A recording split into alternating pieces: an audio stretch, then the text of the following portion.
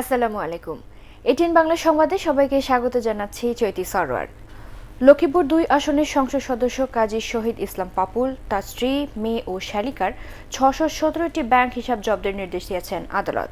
এদিকে ১৪৮ কোটি টাকা দুর্নীতি মামলায় পাপুলের স্ত্রী সংরক্ষিত নারী আসনের এমপি সেলিনা ইসলাম ও তার মেয়ে নিম্ন আদালতে আত্মসমর্পণ করে জামিন চাইলে আদালত তা মঞ্জুর করেন।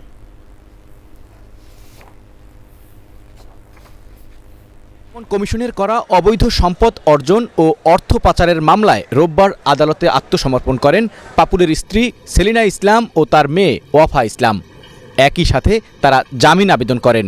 শুনানি শেষে ঢাকা মহানগর দায়রা জজ আদালতের বিচারক কে এম ইমরুল কায়েস জামিন মঞ্জুর করেন।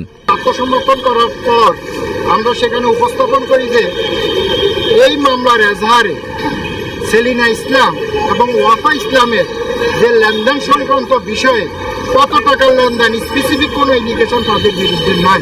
এর আগে একই আদালত দুদক ও সিআইডির মামলায় লক্ষ্মীপুর ২ আসনের সংসদ সদস্য কাজী শহীদ ইসলাম পাপুল ও তার স্ত্রী সংরক্ষিত নারী সদস্য সেলিনা ইসলাম সহ ৪ জনের ৬১৭টি ব্যাংক হিসাব জব্দ এবং ৯২টি তফসিলভুক্ত স্থাবর সম্পত্তি ক্রোকের নির্দেশ দেন। মানব ও অর্থ পাচারের অভিযোগে চলতি বছরের জুনে লক্ষ্মীপুর ২ আসনের এমপি পাপুলকে গ্রেপ্তার করে কুয়েত পুলিশ। তিনি বর্তমানে দেশটির কারাগারে রয়েছেন। কুয়েতের বিভিন্ন ব্যাংক হিসেবে পাপুলের নামে জমা থাকা ১৩৮ কোটি টাকা জব্দ করা হয়েছে। শফিকুল ইসলাম শামীম, এটিএন বাংলা, ঢাকা। বাজার স্থিতিশীল রাখতে চাল আমদানির সিদ্ধান্ত নিয়েছে সরকার। চালের আমদানি শুল্ক ৬২% থেকে কমিয়ে ২৫% নির্ধারণ করার ঘোষণা দিয়েছেন খাদ্যমন্ত্রী সাধন চন্দ্র মজুমদার। আর কৃষিমন্ত্রী ডক্টর আব্দুর রাজ্জাক জানিয়েছেন, ভবিষ্যতের কথা মাথায় রেখে এবছর বাড়তি জমিতে বোরো ও হাইব্রিড চাল উৎপাদনের ব্যবস্থা নেওয়া হয়েছে। ফজলে রাব্বি রিপোর্ট। মৌসুমের শুরু থেকেই এবছর চালের বাজার ছিল অস্থিতিশীল। বোরোর বাম্পার ফলনের পরেও চালের দামের ঊর্ধ্বগতির জন্য মিল মালিক ও মজুতদারদের হুঁশিয়ার করে আসছিল সরকার। তবে বাজারে এর কোনো প্রভাব পড়েনি। চলতি সপ্তাহেই ৩২-৩৩ টাকার মোটা চাল বাজারে বিক্রি হয়েছে ৪৪ টাকায়। এ অবস্থায় হতাশ কৃষিমন্ত্রী আবারও দুষলেন মিলার, আড়তদার ও মজুতদারদের। বাংলাদেশের মিলাররা, বাংলাদেশের আড়তদাররা, জোতদাররা যারা বাজারকে নিয়ন্ত্রণ করে তারা চালের দাম বাড়ায় এবং এবারও সেই কাজ তারা করতেছে। এই মরশুমের সময় তারা এখনও ধান কিনতেছে এবং ধানের দাম, চালের দাম দুটোই বাড়িয়ে দিয়েছে। ধান গবেষণা ইনস্টিটিউটের তথ্য বলছে, বন্যার কারণে ১৫ লাখ মেট্রিক টন চাল কম উৎপাদন হলেও আগামী জুন পর্যন্ত চাহিদা মিটিয়ে উদ্বৃত্ত থাকবে ৩০ লাখ মেট্রিক টন চাল। তারপরও চালের বাজার অস্থিতিশীল হয় শেষ পর্যন্ত শুল্ক হার ৩৭% কমিয়ে ২৫% নির্ধারণ করে চাল আমদানির কথা জানালেন নীতি নির্ধারকরা। জানালেন উৎপাদন বাড়ানোর কথাও।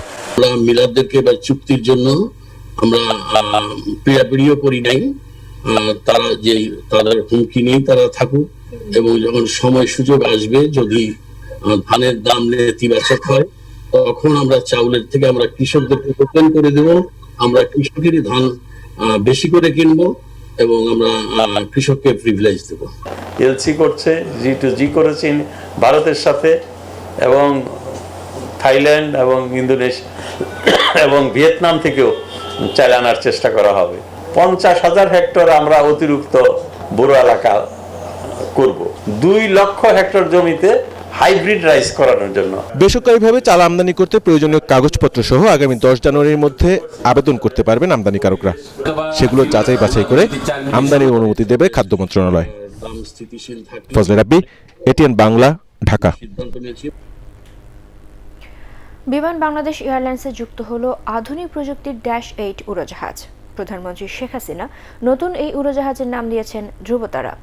গণভবন থেকে ভার্চুয়ালি ধ্রুবতারার উদ্বোধন করে প্রধানমন্ত্রী বলেন, অভ্যন্তরীণ ও দক্ষিণ পূর্ব এশিয়ার যোগাযোগ বাড়াবে ধ্রুবতারা। এ সময় ২০টি ফায়ার স্টেশন, 6টি আঞ্চলিক পাসপোর্ট অফিস, মহিলা কেন্দ্রীয় কারাগার ও এলপিজি স্টেশনেরও উদ্বোধন করেন প্রধানমন্ত্রী। আপেল মাহমুদের রিপোর্ট। আকাশপথে যোগাযোগ ব্যবস্থার উন্নয়নে বিমান বাংলাদেশ এয়ারলাইন্সের বহরে যুক্ত হল কানাডা তৈরি -8 Q400 সিরিজের উড়োজাহাজ ধ্রুবতারা। ৭৪ আসনের উড়োজাহাজটি পরিবেশ বান্ধব ও আধুনিক সুযোগ সুবিধা সমৃদ্ধ। নতুন এই উড়োজাহাজ দিয়ে অভ্যন্তরীণ সহ ৩ ঘন্টার দূরত্বের ফ্লাইট পরিচালনা করবে বিমান।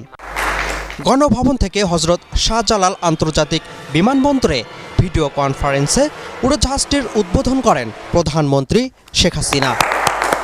জানুয়ারির মধ্যে কানাডা থেকে আরও 2টি -8 উড়োজাহাজ দেশে আসবে বলে জানান তিনি। আমাদের যেমন আভ্যন্তরীণ যোগাযোগটা বাড়াবে, পাশাপাশি আমাদের এই বিশেষ করে দক্ষিণ পূর্ব এশিয়ার দেশগুলির সাথে একটা যোগাযোগ স্থাপন আমরা করতে পারবো, অর্থাৎ যোগাযোগ ব্যবস্থাটাকে সার্বিক উন্নয়ন করা।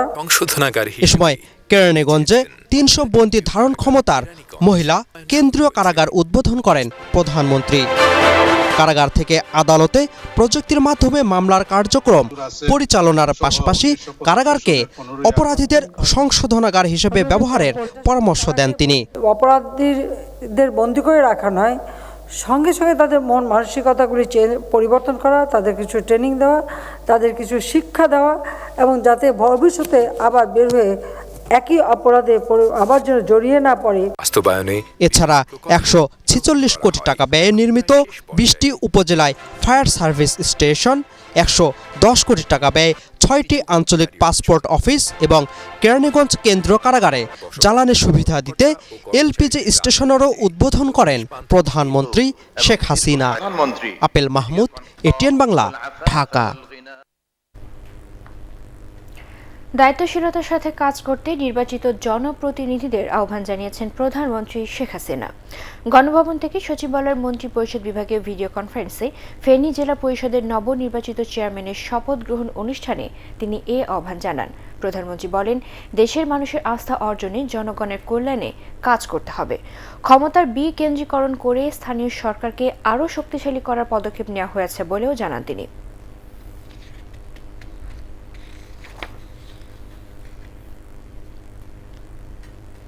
জেলা পরিষদের নবনির্বাচিত চেয়ারম্যানকে আমি এটাই বলবো যে জনগণের কল্যাণে কাজ করতে হবে, জনগণের ভাগ্য উন্নয়নে কাজ করতে হবে, দেশের মানুষের আস্থা বিশ্বাস অর্জন করতে হবে। জাতির পিতা যে আদর্শ, যে নীতি, সেই নীতি মেনে চলতে হবে। আজকে নির্বাচিত প্রতিনিধি হিসেবে সকলকে দায়িত্বশীল ভাবে কাজ করতে হবে। আগামীকাল অনুষ্ঠিত হবে প্রথম দফা পৌরসভা নির্বাচনে ভোট গ্রহণ। সকাল 8টায় শুরু হয়ে চলবে একটানা বিকেল 4টা পর্যন্ত। এ দফায় দেশের 24টি পৌরসভায় ভোট গ্রহণ হবে ইলেকট্রনিক ভোটিং মেশিন ইভিএম এ। কেন্দ্রে কেন্দ্রে পাঠানো হয়েছে নির্বাচনী সরঞ্জাম। চলছে শেষ সময়ের প্রস্তুতি। সুষ্ঠু নির্বাচনের জন্য পর্যাপ্ত ব্যবস্থা নেওয়া হয়েছে বলে জানিয়েছে নির্বাচন কমিশন। বিস্তারিত ইকরামুল হক সায়েমের রিপোর্টে। নির্বাচনী প্রচারণা শেষ হয়েছে শনিবার মধ্যরাতে। এখন ভোট গ্রহণের অপেক্ষা। সোমবার 24 পৌরসভায় ইভিএম এর মাধ্যমে মেয়র, কাউন্সিলর এবং সংরক্ষিত কাউন্সিলর পদে রায় দেবেন ভোটাররা। এ দফায় ভোটার সংখ্যা 6,24,807 জন, কেন্দ্র 319টি। মেয়র পদে দলীয় আর কাউন্সিলর পদে নির্দলীয় প্রতীকে হচ্ছে নির্বাচন। প্রার্থী দিয়েছে আওয়ামী লীগ, বিএনপি সহ বিভিন্ন রাজনৈতিক দল। মেয়র পদে দলীয় ও স্বতন্ত্র মিলে মোট প্রার্থীর সংখ্যা 93 জন। 24 পৌরসভায় সাধারণ ওয়ার্ডের সংখ্যা 216 আর সংরক্ষিত ওয়ার্ড 74টি। সুষ্ঠু নির্বাচনে সব ধরনের ব্যবস্থা নেওয়ার কথা জানিয়েছে নির্বাচন কমিশন। এছাড়া করোনা সংক্রমণ বন্ধে স্বাস্থ্যবিধি মেনে ভোট গ্রহণের নির্দেশনা দেওয়া হয়েছে। প্রতিটি ওয়ার্ডে আমরা ইভিএমে ভোটদান প্রক্রিয়া আমরা ভোটারদেরকে দেখাচ্ছি। তাছাড়া আমরা লোকাল কেবল নেটওয়ার্কে টিভিসির মাধ্যমে আমরা প্রচার করতেছি ইভিএমের মাধ্যমে কীভাবে ভোটদান করা যায়। ভোট প্রদানের বিষয়ে সুষ্ঠু ও শান্তিপূর্ণভাবে আইনশৃঙ্খলা সহ সার্বিক প্রস্তুতি আমরা গ্রহণ করেছি। স্টেট এবং র্যাব, বিজেপি এবং পর্যাপ্ত সংখ্যক পুলিশ বাহিনী, আইন শৃঙ্খলা বাহিনী নিয়োগ করা হবে। বরিশালের উজিরপুর ও বাকেরগঞ্জ, রাজশাহীর পুঠিয়া ও কাটাখালী, ঠাকুরগাঁয়ের পীরগঞ্জ, দিনাজপুরের ফুলবাড়ি, সিরাজগঞ্জের শাহজাদপুর, পাবনার চাটমোহর ও মানিকগঞ্জ পৌরসভা সহ বিভিন্ন বিভাগের 24 পৌরসভায় ভোট গ্রহণ হবে 28 ডিসেম্বর। এছাড়া দ্বিতীয় ধাপে 61টি পৌরসভায় ভোট গ্রহণ হবে আগামী বছরের 16 জানুয়ারি। মোট 4 থেকে 5 ধাপে সারা দেশের মেয়াদ শেষ হওয়া পৌরসভাগুলোতে নির্বাচন অনুষ্ঠানের পরিকল্পনা নিয়েছে নির্বাচন কমিশন। ইকরামুল হক সায়েম, এটিএন বাংলা, ঢাকা। বিএনপির আত্মবিশ্বাস তলানিতে, তাই তারা নির্বাচনে জয় পরাজয় নির্ধারণের আগেই হেরে যায় বলে মন্তব্য করেছেন আওয়ামী লীগ সাধারণ সম্পাদক ওবায়দুল কাদের। নিজ বাসভবনে এক ব্রিফিংয়ে তিনি বলেন, সরকার বিএনপিকে শক্তিশালী ও দায়িত্বশীল বিরোধী দলের ভূমিকায় দেখতে চায়। অসাম্প্রদায়িক চেতনার রাজনীতি করতে বিএনপির প্রতি আহ্বান জানিয়ে তিনি বলেন, আন্দোলন আর সন্ত্রাস এক কথা নয়। নির্বাচন নিয়ে আর বিএনপির এত অভিযোগ, তাহলে তারা নির্বাচনী ট্রাইব্যুনালে যাননি কেন? আসলে বিএনপির রাজনীতি কচ্ছপের মতো, একবার মাথা বের করে তো পরক্ষণে আবার মাথা লুকায়। তারা ভোগের সিদ্ধান্তহীনতা, দায় চাপায় সরকারের উপর। বিএনপির আত্মবিশ্বাস তলানিতে ঠেকেছে বলেই তারা নির্বাচনে জয় পরাজয়ের আগেই হেরে বসে থাকে। নির্বাচন কমিশনকে নাগরিক সমাজ সহ কোনো রাজনৈতিক দল পছন্দ করে না, শুধু আওয়ামী লীগ পছন্দ করে বলে মন্তব্য করেছেন বিএনপির সিনিয়র যুগ্ম মহাসচিব রুহুল কবির রিজভী। নয়াপল্টন দলীয় কার্যালয়ে সংবাদ সম্মেলনে তিনি অভিযোগ করে বলেন, সরকার বিএনপিকে নির্বাচনে প্রতিদ্বন্দ্বিতা করার কোনো সুযোগ দিচ্ছে না। তাদেরকে ক্ষমতা ধরে রাখতে হবে, আর অন্য কোথাও বিরোধী দলের কোনো প্রতিনিধিত্ব, বিএনপির কোনো প্রতিনিধিত্ব যেন না থাকে। কারণ কি, আপনারা যদি এতই মুখে উন্নয়নের কথা বলছেন, তাহলে এই ভয় কেন? আপনারা যদি জনগণের মধ্যে খুব পপুলার হন, তাহলে তো আপনারা সুষ্ঠু নির্বাচন করার জন্য সব প্রক্রিয়া গ্রহণ করবেন, আইন শৃঙ্খলা বাহিনীকে সেইভাবে নিয়োগ দিবেন, তা দিচ্ছেন না কেন? থানাকে সেবা প্রত্যাশী মানুষের আশ্রয়স্থল হিসেবে গড়ে তোলা হবে বলে জানিয়েছেন পুলিশের আইজি ডক্টর বেনজির আহমেদ। এ লক্ষ্যে পুলিশের অভ্যন্তরীণ দুর্নীতি দূর করার পাশাপাশি আচরণেও পরিবর্তন আনা হচ্ছে। এটির বাংলাকে দেয়া সাক্ষাৎকারে তিনি এসব কথা বলেন। রিপোর্ট করছেন মাহমুদুর রহমান। থানায় গিয়ে সাধারণ মানুষ তার কাঙ্ক্ষিত সেবা পান না, উল্টো হয়রানির শিকার হন, এ অভিযোগ অনেক পুরনো। এই ধারা থেকে বের হয়ে আসতে এবং আধুনিক ও সেবাধর্মী পুলিশ গড়ে তুলতে নানা উদ্যোগ নিয়েছে বাহিনীটি। এর মধ্যে অন্যতম open house day, community policing, উঠোন বৈঠক এবং বিট পুলিশিং।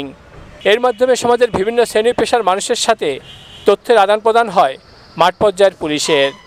একই সাথে আইনশৃঙ্খলা নিয়ন্ত্রণে বড় ভূমিকা রাখে এসব উদ্যোগ। এত কিছুর পরও বিভিন্ন সময়ে থানা পুলিশের বিরুদ্ধে নানা দুর্নীতি ও অনিয়মের অভিযোগ শোনা যায়। এসব অভিযোগ কমিয়ে আনার পাশাপাশি থানাগুলোকে সেবাপ্রত্যাশী মানুষের আশ্রয়স্থল হিসেবে গড়ে তুলতে নানা উদ্যোগ নেওয়ার কথা জানান পুলিশ প্রধান। থানা হতে হবে, আমি মনে করি, জনগণের জন্য একটা সার্ভিস ডেলিভারি পয়েন্ট। আমি সবসময় দুর্নীতির বিরুদ্ধে কথা বলছি, যদিও এক সময় ট্যাবু ছিল, কারণ সাধারণত এটি সামনে আনতে চাইতো না, কিন্তু আমি এই ট্যাবু ভেঙে বেরিয়ে এসে দুর্নীতির বিরুদ্ধে প্রকাশ্যে কথা বলছি এবং আমাদের সহকর্মীদের মোটিভেট করছি এই দুর্নীতি থেকে দূরে সরে আসার জন্য। পুলিশের শীর্ষ কর্মকর্তা আরও বলেন, আচরণ পরিবর্তন করা গেলে সাধারণ মানুষের মধ্যে পুলিশ ভীতি অনেকটাই কমে আসবে। কন্ডাক্ট, আচরণ, এটা হচ্ছে গুরুত্বপূর্ণ।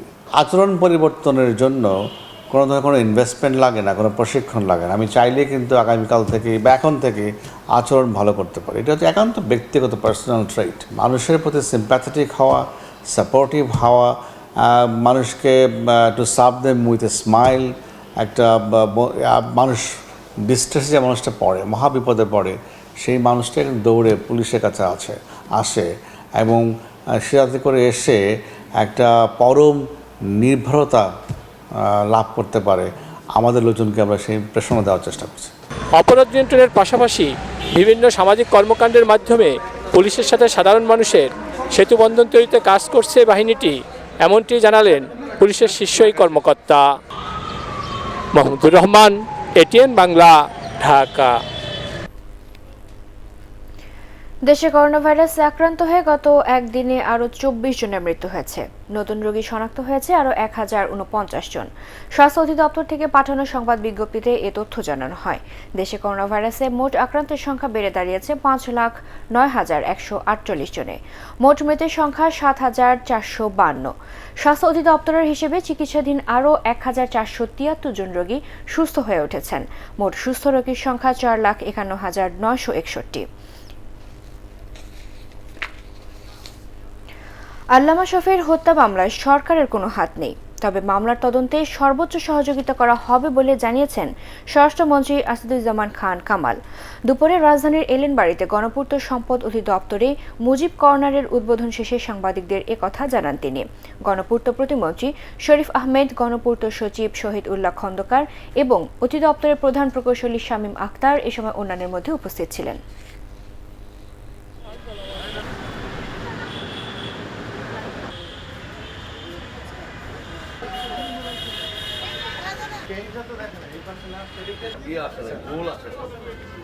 এর সঙ্গে সরকারের কোনো সংশ্লিষ্টতা নাই।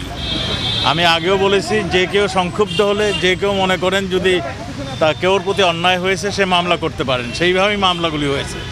বিচার বিভাগে সম্পূর্ণ স্বাধীন। বিচার বিভাগ এই মামলাগুলি নিয়ে তারাই ডিসিশন নেবে কি করবেন, কত দ্রুততার সঙ্গে এটা শেষ করবেন। আমাদের এখানে করার কিছু নেই। এবার বর্ষ শেষের বিশেষ প্রতিবেদন বিদায় 2020।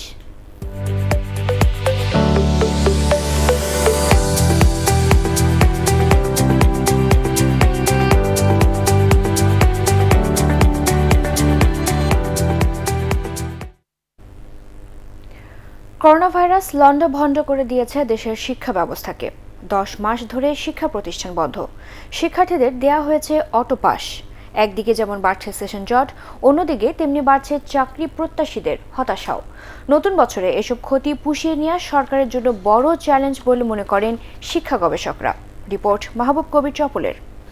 সকল শিক্ষা প্রতিষ্ঠান বন্ধ থাকবে। করোনার থাবায় সেই বন্ধ যে এত দীর্ঘ হবে তা কেউ ভাবতেও পারেননি। শিক্ষা খাতে এমন অচলাবস্থা কখনো দেখেননি দেশের মানুষ। শিক্ষাকে এগিয়ে নিতে জীবনকে ঝুঁকিতে ফেলতে চায়নি সরকার, তবে ক্ষতি কিছুটা পুষিয়ে নিতে সংসদ টিভি ও অনলাইনে ক্লাস পরীক্ষা নেওয়া হয়, কিন্তু তাতেও খুব বেশি লাভ হয়নি। বাধ্য হয়ে 1972 সালের পর প্রথমবার শিক্ষার্থীদের অটো পাস দেওয়া হয়। পরীক্ষার্থীদের এবং সংশ্লিষ্ট সকলের জীবনের নিরাপত্তা অত্যন্ত গুরুত্বপূর্ণ। করোনা মহামারীর কারণে ক্ষতির শিকার সর্বস্তরের 4 কোটির বেশি শিক্ষার্থী। বিশেষ করে শিক্ষা জীবনের শেষ স্তরে থাকা চাকরি প্রত্যাশীদের দিন কাটছে চরম হতাশায়। আমাদের পড়ালেখা অনেক পিছিয়ে গেছে আমরা। করোনায় ক্ষতিগ্রস্ত হয়েছে শিক্ষা সংশ্লিষ্ট সবাই।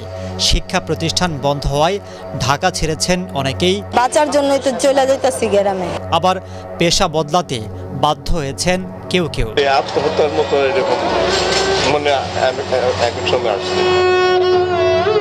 ক্লাস পরীক্ষা না হলেও 16 আনায় ফি আদায় করেছে অনেক প্রতিষ্ঠান। বাচ্চা পড়ে, আমার বাচ্চা তো সরকারের বাচ্চা পড়ে না। সুখবর নেই নতুন বছরেও। 16 জানুয়ারি পর্যন্ত বন্ধই থাকছে শিক্ষা প্রতিষ্ঠান। হচ্ছে না এবারের বই উৎসবও। এর মাঝে প্রস্তুতি নিতে হচ্ছে এসএসসি, মেডিকেল ও বিশ্ববিদ্যালয়ে ভর্তি পরীক্ষা নিয়ে। কাজের যে যজ্ঞ, কর্মযজ্ঞ, সেটিকে কম সময়ের মধ্যে কিভাবে ফিট ইন করতে পারি, এটি হলো আমাদের দৃষ্টি। করোনা মোটামুটি নিয়ন্ত্রণে আসলে মার্চ থেকে শিক্ষা কার্যক্রম স্বাভাবিক হতে পারে। তবে এবছর শিক্ষায় যে ক্ষতি হলো তা পুষিয়ে নিতে ব্যাপক পরিকল্পনা নেওয়ার পরামর্শ দিচ্ছেন শিক্ষা গবেষকরা। আমরা অনেক বড় বড় সেতু কালভার্ট বানাতে পারবো, না পারলেও পরবর্তীতে করতে পারবো, কিন্তু শিক্ষায় ক্ষতির কারণে একটি প্রজন্ম যদি পিছিয়ে যায়, সেই ক্ষতিটা যত শীঘ্র সম্ভব পুষিয়ে নেওয়াটা খুবই প্রয়োজন। সীমিত পরিসরে হলেও শিক্ষা প্রতিষ্ঠান খুলে দিয়ে শ্রেণীকক্ষে পঠন পাঠনের ধারাটি ফিরিয়ে আনা। 2020 সালের করোনার বিষ বাষ্প সরিয়ে 21 সালে শিক্ষা প্রতিষ্ঠানগুলো আবারও মুখরিত হয়ে উঠবে এমন প্রত্যাশা সবার। Mahbub Kabir Chapal, ATN Bangla, Dhaka. Corona virus সহ সব দুর্যোগ মোকাবেলায় রেড ক্রিসেন্ট সোসাইটি অনন্য ভূমিকা রাখছে বলে জানিয়েছেন সোসাইটির প্রতিনিধিরা। রাজধানীর মগবাজারে holy family red crescent medical college অডিটোরিয়ামে সংস্থাটির 48তম বার্ষিক সাধারণ সভায় কথা জানান তারা। অনুষ্ঠানে বক্তারা বলেন, অ্যাম্বুলেন্স ও অত্যাধুনিক আইসোলেশন সেন্টার চালু করে মহামারী মোকাবেলায় গুরুত্বপূর্ণ ভূমিকা রাখছে রেড ক্রিসেন্ট সোসাইটি। দুর্যোগ ব্যবস্থাপনা ও ত্রাণ এবং সমাজ কল্যাণ সহ সরকারের বিভিন্ন মন্ত্রণালয়ের প্রতিনিধিরা এ সময় উপস্থিত ছিলেন। অন্যান্য দেশের রেড ক্রিসেন্ট প্রতিনিধিরাও যোগ দেন সাধারণ সভায়।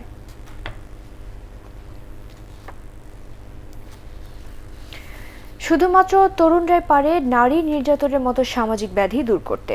রাজধানীতে এক সভায় বক্তারা একথা বলেন। সভায় জানানো হয়, করোনা মহামারীর মধ্যে নারীর প্রতি সহিংসতা আরও বেড়েছে। বৈশ্বিক মহামারী ও সামাজিক দুর্যোগ প্রতিরোধে তরুণদের ভূমিকা নিয়ে রাজধানীর সিরডাপ মিলনায়তনে আলোচনা সভার আয়োজন করে ব্র্যাকের হিউম্যানিটেরিয়ান প্রোগ্রামের উদ্যোগে আয়োজিত সভায় প্রধান অতিথি ছিলেন দুর্যোগ ও ত্রাণ প্রতিমন্ত্রী ডক্টর ইনামুর রহমান।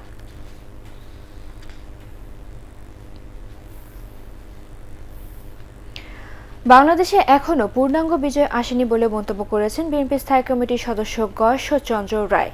জাতীয়তাবাদী সাংস্কৃতিক সংগঠন জাসাসের প্রতিষ্ঠা বার্ষিকী উপলক্ষে আয়োজিত চিত্র প্রদর্শনীর উদ্বোধন করে তিনি বলেন, গণতন্ত্র পুনরুদ্ধার করে প্রকৃত স্বাধীনতা অর্জন করতে হবে। এ সময় দলীয় নেতাকর্মীদের সততার সাথে রাজনীতি করার আহ্বান জানান তিনি। এবারে আল আরাফা ইসলামী ব্যাংক অর্থ সংবাদ।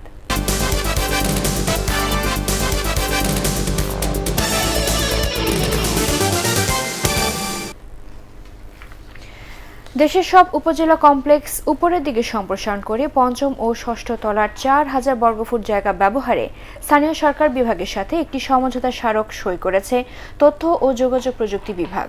এই চুক্তির আওতায় দেশের 64 জেলার 491টি উপজেলায় স্থানীয় সরকার প্রকৌশল অধিদপ্তর সম্প্রসারিত ভবন নির্মাণ করে আইসিটি বিভাগের কাছে হস্তান্তর করবে।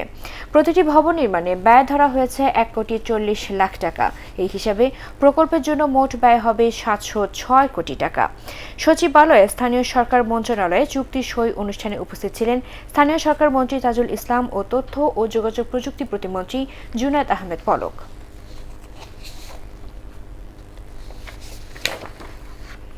এবারে মিল্ক ভিটা আন্তর্জাতিক সংবাদ।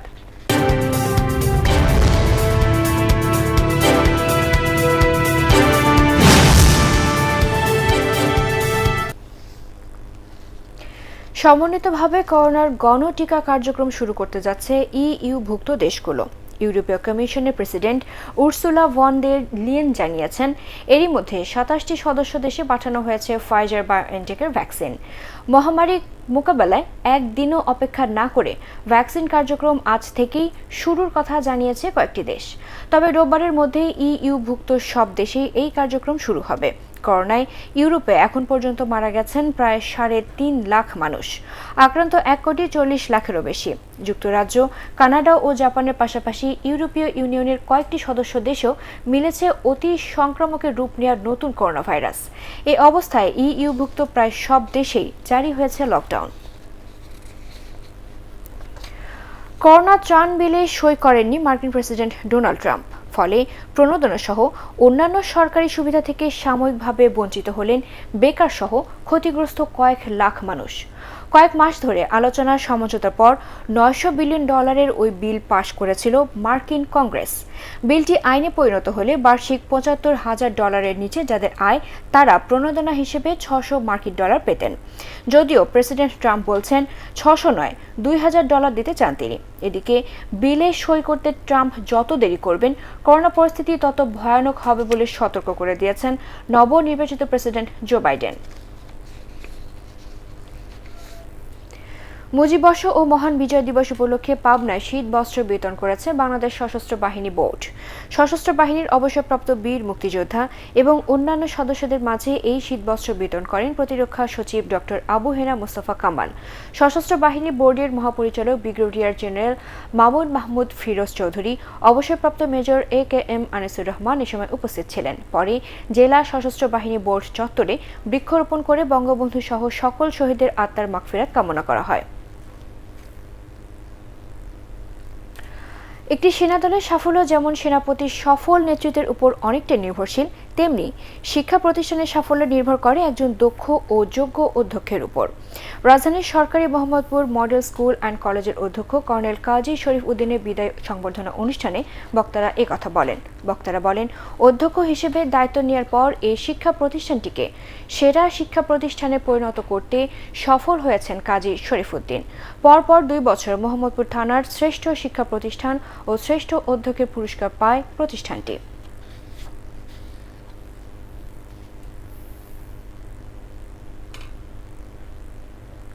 এবারে পার্টেক্স খেলার খবর।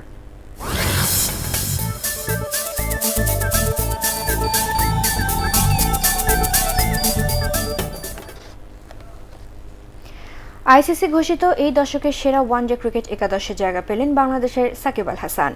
গত 10 বছরে যারা ওয়ানডে ক্রিকেটে গুরুত্বপূর্ণ ভূমিকা পালন করেছেন তাদেরকে এই একাদশে স্থান দিয়েছে আন্তর্জাতিক ক্রিকেট কাউন্সিল। আইসিসি মনোনীত সাংবাদিক ক্রিকেট সম্প্রচারকরা সেরা ক্রিকেটার বাছাইয়ে নিজেদের মতামত দেন। 2011 সালের 1 জানুয়ারি থেকে 2020 সালের 7 অক্টোবর পর্যন্ত পারফরমেন্স আমলে নেওয়া হয়েছে এখানে। আইসিসির এই দলে আরও আছেন Rohit Sharma, David Warner, Virat Kohli, AB de Villiers, Mahendra Singh Dhoni, Ben Stokes, Mitchell Starc, Trent Boult, Imran Tahir, লাথিস মালিঙ্গা। মুক্তিযোদ্ধা সংসদ ক্রীড়া চক্রকে 4-1 গোলে হারিয়ে ফেডারেশন কাপ ফুটবলে শেষ 8-এ খেলার সম্ভাবনা জোরালো করল মোহামেডান স্পোর্টিং ক্লাব। বঙ্গবন্ধু জাতীয় স্টেডিয়ামে উত্তেজনায় ঠাসা ম্যাচের শেষ 8 মিনিটে 3 গোল দেয় সাদা কালো জার্সিধারীরা। ম্যাচের শুরু থেকে মুক্তিযোদ্ধার রক্ষণে চাপ দিতে থাকে মোহামেডান। তারই ধারাবাহিকতায় প্রথমার্ধের শেষ দিকে হাবিবুর রহমান সোহাগ এগিয়ে নেন দলকে। যদিও 68 মিনিটে গোল শোধ দেন উজবেকিস্তান স্ট্রাইকার আকবর আলী খোলদারভ। তবে 7 মিনিটের ব্যবধানে 10 বারের ফেডারেশন কাপ জয়ীরা আবারও এগিয়ে যায়। আতিকুজ্জামানের গোলের পর মুক্তিযোদ্ধার জালে দুবার বল পাঠান নাইজেরিয়ার স্ট্রাইকার আবিওলা নুরাত।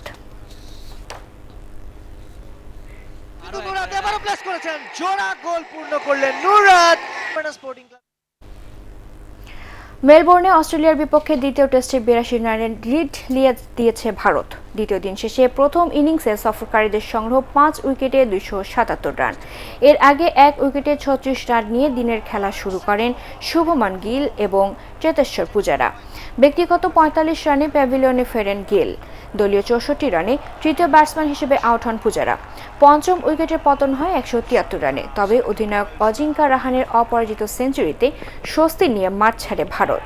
104 রানে অপরাজিত থাকেন তিনি। প্রথম ইনিংসে 195 রান করেছিল অস্ট্রেলিয়া। মাউন্ট মঙ্গানুয়ে প্রথম টেস্টের দ্বিতীয় দিন শেষে পাকিস্তানের বিপক্ষে চালকের আসনে রয়েছে নিউজিল্যান্ড। কিউয়েদের প্রথম ইনিংস থেকে 401 রানে পিছিয়ে আছে সফরকারীরা। দিন শেষে পাকিস্তানের সংগ্রহ 1 উইকেটে 30 রান। এর আগে 3 উইকেটে 222 রান নিয়ে খেলা শুরু করা নিউজিল্যান্ড চতুর্থ উইকেট হারায় 266-তে। এরপর সেঞ্চুরি হাঁকিয়ে 129 রান করে দলকে টেনে নিয়ে যান অধিনায়ক কেন উইলিয়ামসন। 281 রানে স্বাগতিক দল প্রথমে 5 ব্যাটসম্যানকে হারালেও বিজে ওয়াটলিংয়ের 73 আর কাইল জেমিসনের 32 রানের ইনিংসে 431 রান তোলে নিউজিল্যান্ড। জবাবে শান মাসুদের উইকেট হারায় পাকিস্তান। মুজিব বর্ষর ট্রাস্ট ব্যাংক 18তম জাতীয় তাইকোয়ান্ডো প্রতিযোগিতার উদ্বোধন হলো আজ। জাতীয় ক্রীড়া পরিষদ জিমনেশিয়ামে সকালে ভিডিও কনফারেন্সের মাধ্যমে প্রতিযোগিতার উদ্বোধন করেন বাংলাদেশ সেনাবাহিনীর adjutant general major general Inayet Ullah. বক্তব্য রাখেন তাইকোয়ান্ডো ফেডারেশনের সভাপতি মোর্শেদ হোসেন কামাল ও সাধারণ সম্পাদক মাহমুদুল ইসলাম রানা। 4 দিনের এই প্রতিযোগিতায় দেশের 18টি জেলার প্রায় 400 জন পুরুষ এবং 200 জন নারী তাইকোয়ান্ডো খেলার বিভিন্ন ক্যাটাগরিতে অংশ নিচ্ছেন।